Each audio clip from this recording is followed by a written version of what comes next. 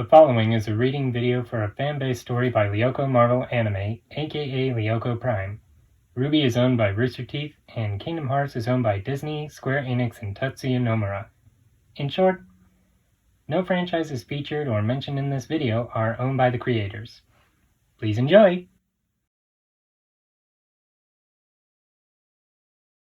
While the other three were fairly impressed and eager to explore the stealth gummy ship, as Ventus insisted on calling it, Sora just focused on getting up to the cockpit so he could punch in the world coordinates and get them underway. It was a little weird to see Sora so focused on a mission like this, but then again, Donald and Goofy did say that Sora had acted a lot similar to this on his very first journey with them, so maybe this was just like that. That was not going to stop them from doing whatever they could to keep Sora smiling throughout the journey, especially since the ship still ran on happy faces, as per usual with all the gummy ships Sora had ever flown on. And that was without taking in the fact that it was going to take some time to reach their destination, given that it was the first time any of them had ever been to this world. It was annoying when their first destination could not be reached by simply warping there via warp gummy, but it was necessary to make that happen so they could not complain too much. Shortly after lifting off, Sora finally let out a tired sigh before he finally turned to look at his three new traveling companions. While Roxas and Ben still looked the same as always, both in terms of their choice of attire and in the fact that they were near identical twins, it was only just now that Sora had finally taken notice of the fact that the pyro of their foursome had switched things up a bit. "Hey, Axel, I couldn't help but notice just now that you're not wearing your old coat anymore," Sora commented. "Yeah, I mean, I know Shion and I were happy to ditch ours, but after I heard that you went with it instead of those special vestments that Yensid and the Three Good Fairies made, you'd stick with that thing forever," Roxas added, still slightly surprised by his best friend's new attire as well. Lee just rolled his eyes a little, partly from hearing Sora refer to him as Axel again, and replied, "Hey, I wore that thing almost non-stop for like 10 plus years now, and the only reason I stuck with it after leaving the organization was so I could throw it in the face of the old man and my former boss. Now that the fight's done and Xemnas is gone, I'm more than happy to ditch the damn thing. Besides, it was kind of starting to smell a little. You know, I never did ask. Did you ever get hot in that thing?" Zen inquired. "I have magic powers that let me control fire in any way that I can imagine. I don't get hot."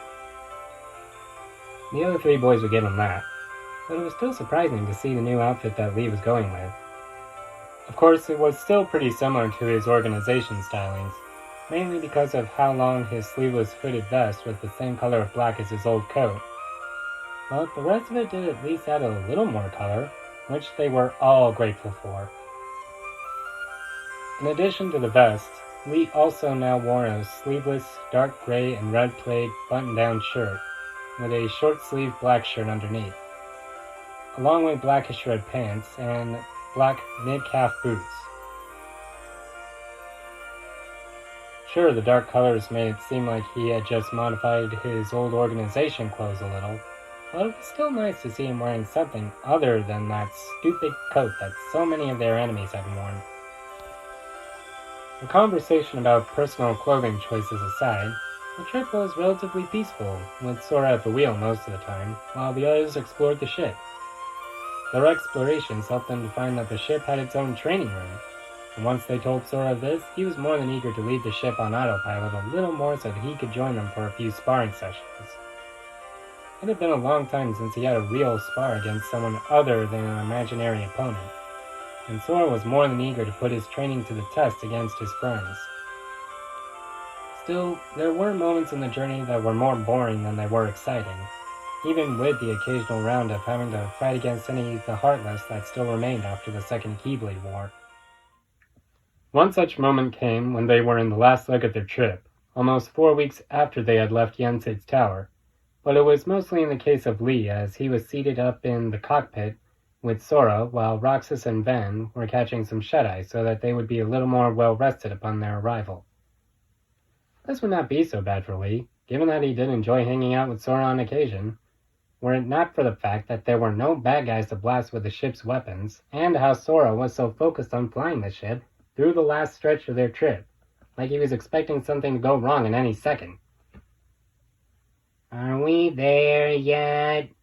Lee eventually asked in a sort of whiny tone, almost sounding like that one kid who would always ask that on every road trip with friends and or family. "No, Lee, we are not." Sora casually replied from his spot at the wheel. The two fell silent once again, but only for a moment or two when Lee spoke up again. "Well, can we stop somewhere at least?" "I told you before, if we keep going, we'll get there sooner, especially since we're practically right around the corner from this world now. Until then, we just wait." Sora explained as patiently as he had the last few times Lee had asked that question. Lee merely huffed and crossed his arms in a childish manner, which would probably have gotten a laugh out of Roxas if he saw the redhead right then, and he fell quiet once more. For the next 5 minutes, anyway. "Are we there yet?" "No," Sora replied like clockwork. "Are we there yet?" "No." "How about now?" "No." Sora had nearly growled at that time. That seemed to silence Lee's sudden need to act childish, until he opened his mouth again. "Are we there yet now?" "No! I just told you that we'll get there when we get there!" "Hey now, don't go getting mad. Happy faces, remember?" Lee teased with a grin. "You're not going to be getting very many of those from me if you keep asking me that question," Sora cautioned. "Well then how about you just put it on autopilot and come with me to do some training in order to make the time go by a little faster," Lee requested. Nay, begged of the Kingdom Key wielder. Use that board. "Alright, fine," Sora sighed in defeat, knowing that denying the request would just give Axel more reason to continue his childish act. He probably would have held off on activating the autopilot and following after the tall redhead, though, had he noticed the warning that was flashing on the control board. "Warning! CPU overheating. Explosion imminent if autopilot is activated for an extended period of time." About an hour or so later, Sora and Lee had brought their training to an abrupt end, when an explosion suddenly rang out through the ship, while sirens began blaring all over. Rushing up to the main deck, they found Roxas and Ven had already woken from their naps, and were already trying to figure out what had happened. "What's going on?" Sora and Lee both asked at once.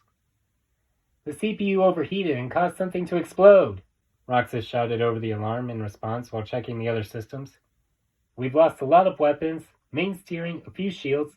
Didn't you guys see the warning light flashing? It clearly said to not activate the autopilot for a long time." Ventus questioned before Roxas could get any further. Whoops," Sora muttered, feeling a little responsible for that. "Hey, don't get like that, Sora. This one's on me. I'm the one who was pestering you so much before," Lee tried to play off. "It doesn't matter whose fault it is. We're still going to crash unless someone does something," Roxas shouted in near panic. "Oh, come on. What are the odds we're going to crash into something in the next few minutes?" Lee questioned in an attempt to calm his best friend down. Before any reply could be given, Sora glanced out the window of the ship to see something that was both good news and bad news. "Uh-oh," Sora muttered. While the two blondes both looked to see what prompted Sora to say that, Lee just slumped his shoulders and said, "Don't tell me. We're coming up on the world we were heading for, and are now likely to crash land at." "Yup," Sora confirmed. "World's super huge too, isn't it?" "Looks like," Roxas replied to that question. "Full of danger and possibly hostile natives?" "Probably," Ventus guessed. "Wouldn't get sighted by said inhabitants unless we hurry up with activating that anti-cloaking device?" "Oh yeah," Sora confirmed as he set to work doing just that. "Landing site going to have a bunch of horrible monsters that we'll have to fight once we land, assuming we're still in one piece?" "Most likely," everyone other than Lee replied as one. Lee looked from the three boys to the world ahead of him before he closed his eyes, let out a deep sigh, opened them again, and took a step forward as he made a simple declaration. "Bring it on."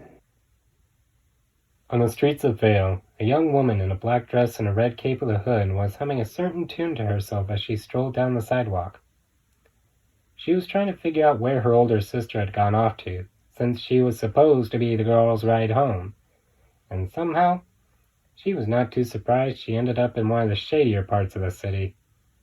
Upon looking up at the starry sky while praying that her sister had not gotten into any kind of huge trouble again, the girl paused at the sight of something flickering in the sky for a minute, only to suddenly change into what looked a lot like a shooting star.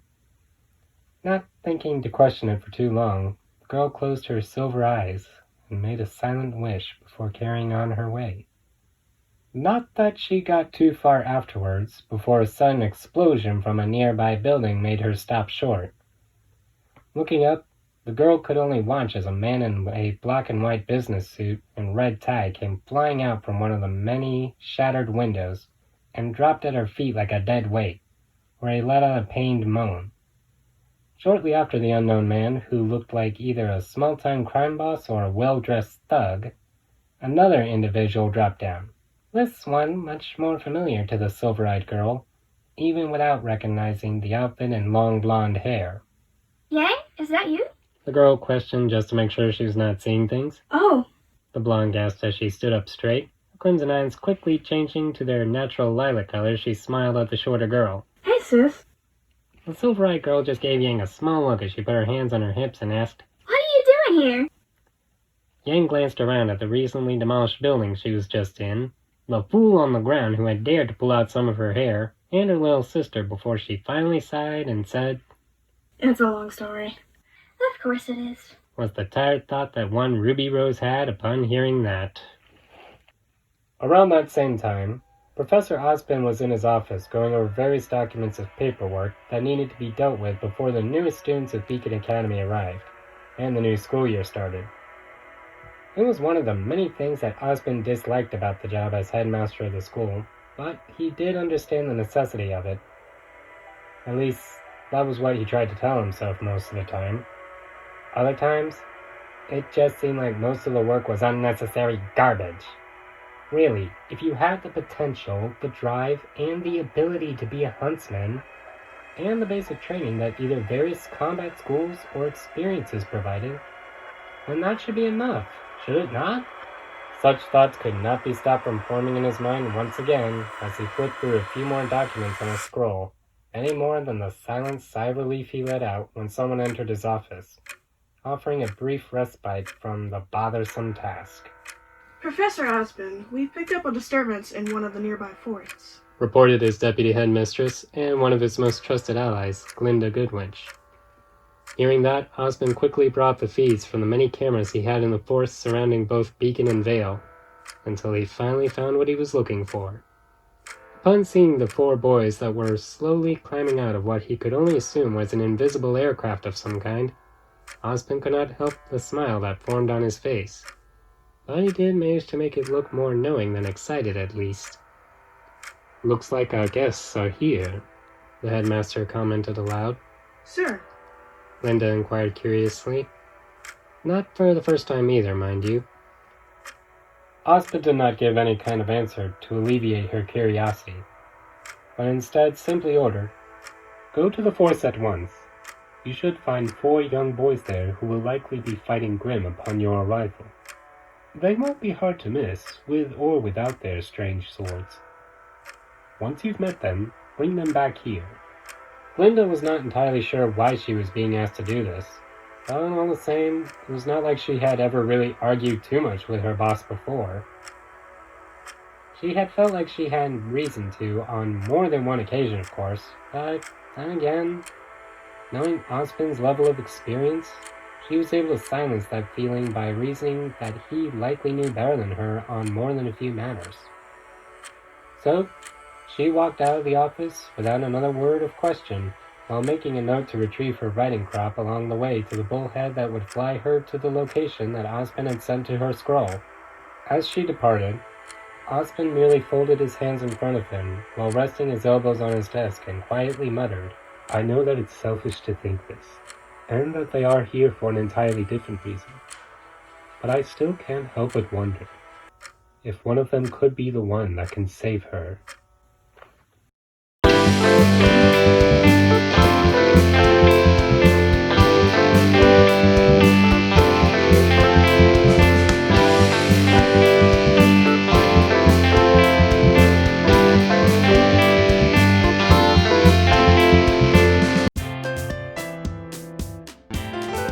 Hey fans, followers, and all beyond, this is the crossover crafter, the epic builder himself, lyokoMARVELanime, aka Lyoko Prime, saying thanks for tuning in. If you enjoyed this video and want to see more from us here at Studio Fandom, please remember to hit that like button, subscribe for more content, and tune in again for more cool stuff from our channel.